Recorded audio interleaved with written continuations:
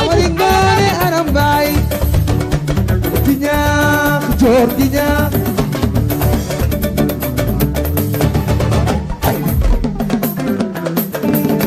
Amari Ngoone Aram su ñu jógee ci Wally Ballago Seck dañuy dem ci wàllu gaz pétrole xam ngeen jamono yi ñu génn yëpp coowal pétrole coowal gaz ñu ngi lëmbee Sénégal dafa am gaz Sénégal dafa am coow ba mu soulevé fi ay coow yu bëri jëm ci wàllu politique bi jëmoon ci wàllu problème mu Aliou Sall ak Franck Timis opposants yi politiciens yi parti au pouvoir ku nekk di cox mais cette fois-ci nag nee naa leen c'est une bonne nouvelle sox ma leen bonne nouvelle parce que grande avancée pour la production de gaz le dernier des 21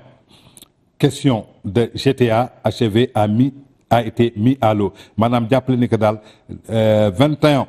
questions yoo nga xamante ni GTA moom moo ko waroon pare yooyu yëpp def nañ ko ci biir ndox muy le projet Grand Tour AMI GTA maanaam GTA bi ngeen dégg mooy le projet Grand Tortue AMI Améyine le projet Grand Tortue Améyine muy GTA phase 1 vient de franchir une importante étape dans sa mise en œuvre. Le dernier des 21 caissons du brise-lames vient d'être achevé et mis à l'eau avec succès. Le cassation a été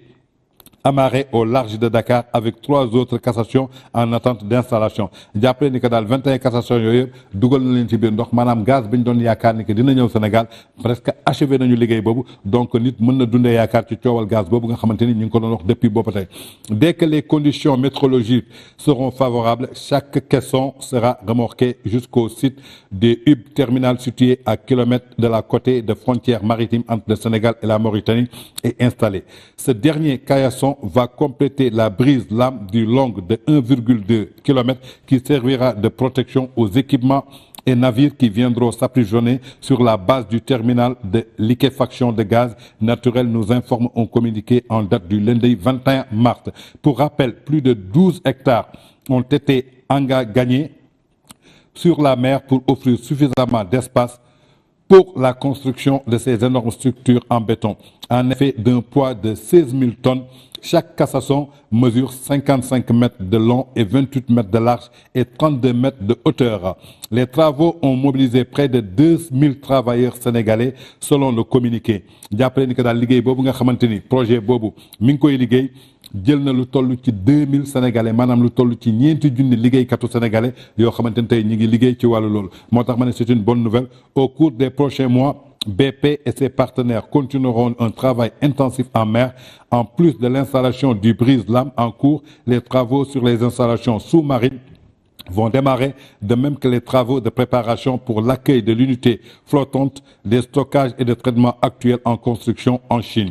Il en va même pour l'unité flottante de liquéfaction de gaz naturel en construction à Singapour. Pour terminer, la source annonce que les travaux de forage en eau profonde devraient également démarrer au deuxième trimestre de cette année 2022, rapporte VIP People. Daal mi ngi ñuy xamal que lépp loo xamante ni jëmoon na ci wàllu gaz bi ñu waroon ko liggéey jamono ji jàppale ni que 21 cassations yooyu nga xamante ni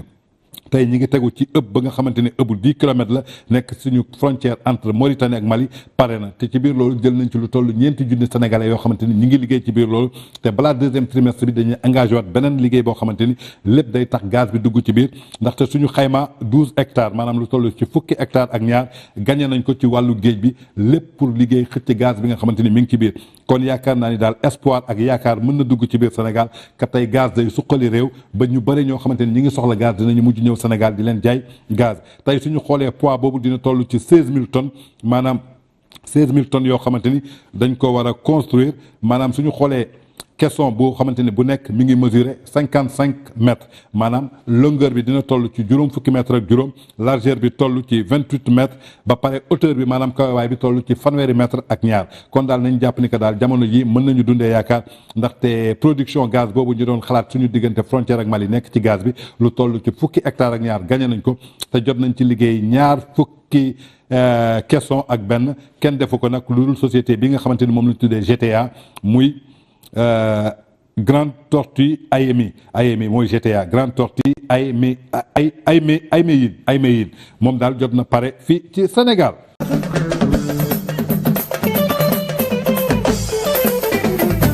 Amari Ngoone Aram Mbaay di ñaax joor di ñaax